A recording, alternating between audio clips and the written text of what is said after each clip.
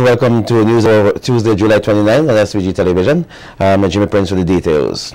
Renewable energy has always been a part of the initial plan and design of the Argyle International Airport, and that's according to Chief Executive Officer of the International Airport Development Company, Dr. Rudy Matthias.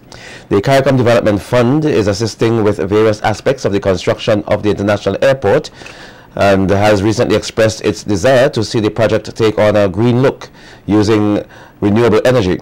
In an article which appeared in the regional media, it was noted that there were concerns with cost of electricity upon completion of the project. However, CEO of the IADC, Dr. Rudy Matthias, told SVG-TV News that the concept of using renewable energy has been part of the initial plan and design of the airport. Had that view.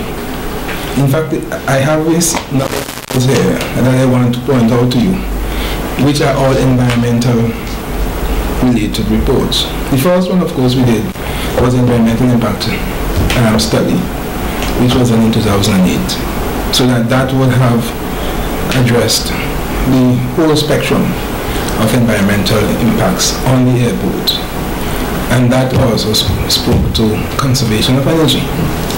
Excuse me.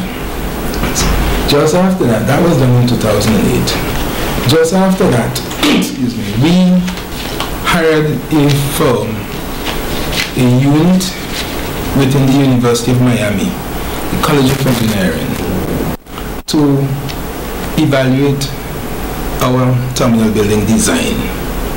And the main reason for that is to see whether there was any way we could improve the design to address all sorts of environmental issues. Dr. Matthias adds that a team was contracted from the University of Miami's College of Engineering back in 2010 to conduct a study, and the recommendations on renewable energy were already in place before the commencement of the construction of the terminal building. He further explains that the idea was for the experts to ensure that the design was the best from an environmental standpoint and to allow for any changes to be made. Conduct a daylighting analysis using computer simulations to evaluate the effectiveness of natural daylighting design scheme for the airport terminal. What we wanted to ensure is that we didn't want to have any extra lights turned on in the day. We needed a design that takes into account the sunlight that is around us, so that we have natural ventilation and natural sunlight as much as possible. Conduct a lead feasibility assessment, LEED, which is leadership in engineering and environmental design, to identify opportunities to align the terminal building with LEED credit and prerequisite requirements. In fact, this solar energy proposal is one of the ways that we try to improve our LEED certification. Dr. Matthias says that the CARICOM Development Fund is assisting in obtaining funds to construct a solar plant. However, Matthias says, contrary to comments made recently by the CDF that the plant will be able to provide the required operational needs of the airport, this is not totally the case. Now, for that, we're going to need a lot of money. The proposal that we are making to the CARICOM Development Fund now, that is this proposal, is to start a small solar plant, and we have been discussing, of course, with VINLEC, because as you know, the government and VINLEC are together involved in developing solar plants around the country. Excuse me. So that VINLEC has been involved with us in trying to find the most efficient solar plant given the monies that we have, or at least that we have identified. So that this proposal to CDF is to start up a small solar plant that in time can grow. But so there shouldn't be any suggestion now that even if we were to succeed in getting the funding that CDF is promising us, that we can meet all of our energy needs from that small solar plant that we are going to be constructing here at Argyle. Meanwhile, recent wind data analysis show no adverse indicators which signal that Argyle is not the best suited for SVG's International Airport. Dr. Rudy Matthias told SVG-TV News that the International Airport Development Company has been working with the Caribbean Meteorological Organization, which has been charged with conducting the analysis of the data, and he says to date they have not reported anything negative in relation to the wind pattern. Gives us good guidance and also confidence that we are not going to have any adverse wind here that would affect the safe operation of the airports. But we are still collecting data. And at some stage in the future, we have already asked the Caribbean Geological Organization to again analyze the new data that we collect. And at that stage, when they've done that analysis, we will invite them here to have a public forum where they can discuss the results of their study using the data that we've collected, and so that members of the public can hear from them and also ask them questions about the work that they've done on our behalf. In other news, Anthony John, a 43-year-old resident of Diamonds, is this country's most recent road fatality. According to police, the vehicle John was traveling in ran off the road in Rathamil and went over an embankment. John was taken to the Milton Cato Memorial Hospital, where he succumbed to injuries sustained. The accident occurred around 7:53 last evening. That should be last Saturday morning, and John's death now brings the number of road fatalities for the year to 8. A resident of Sharps is currently a patient at the Milton Cato Memorial Hospital after he was shot in the abdominal area Sunday night. According to police, Anthony Jones was discovered in the vicinity of the Mahogany Tree Bar at Beachmont on Sunday. Investigations are continuing. Members of the Rapid Response Unit have arrested and charged Damien Butcher, a young man of Villa, for giving the law enforcement officers a false name. The incident is said to have occurred at Rose Place on Friday, July 25, 2014, while police were on patrol in the area, which led to his arrest. Butcher was escorted to the Kingston Magistrates Court on Monday, July 28th, and pleaded guilty to the charge before Senior Magistrate Rishon Brown Matthias. He was fined $500 to be paid forthwith. In default, he faces 5 months in jail. The 59th meeting of the OECS Authority hailed a success. More stories on the local scene when we come back. Stay with us.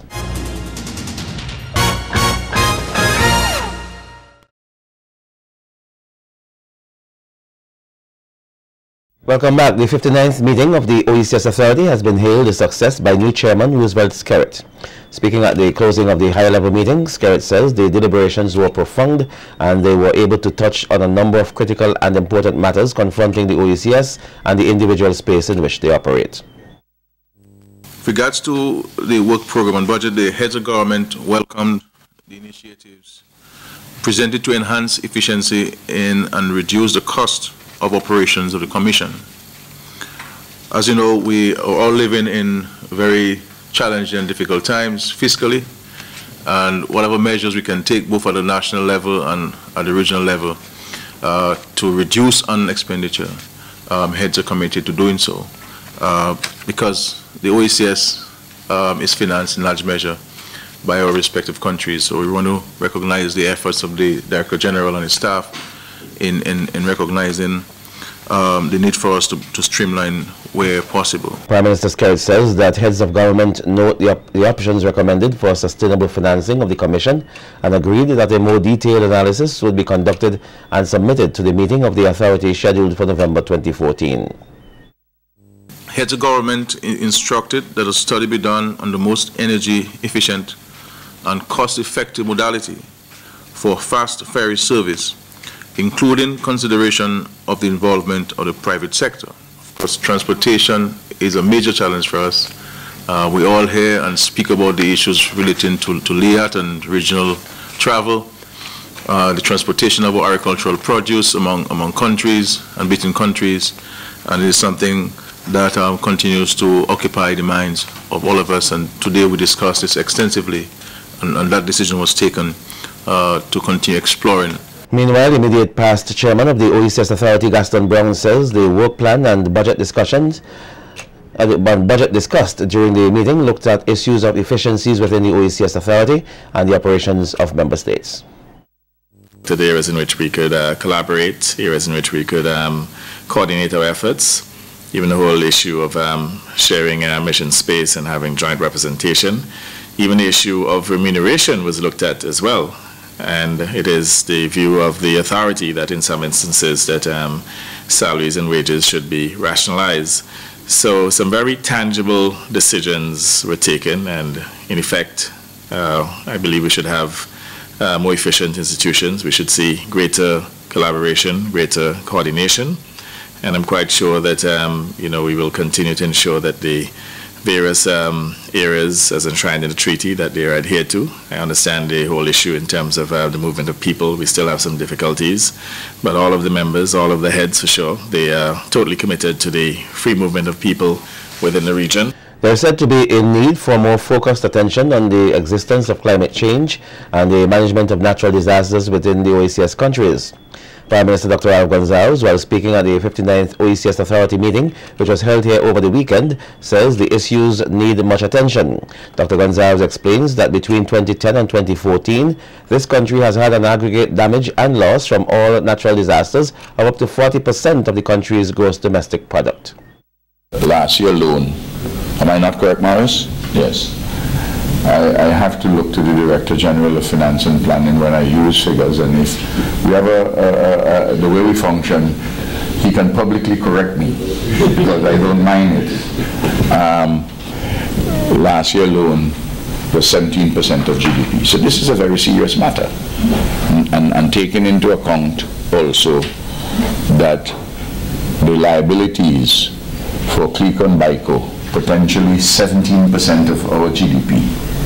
We didn't quite suffer that loss because we have done some recovery in BICO, and we are doing some with CLICO International.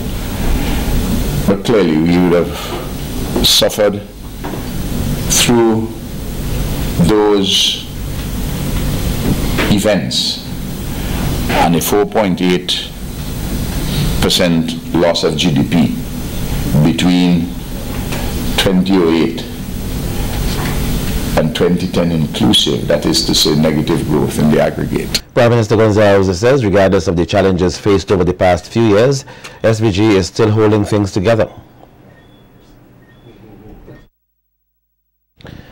Moving on now, 58-year-old Lawrence Stevens last Friday walked away with the BMW Z4 two-seater sports car, having been named the grand prize winner in the Haroon Bear Unlock Your Carnival promotion.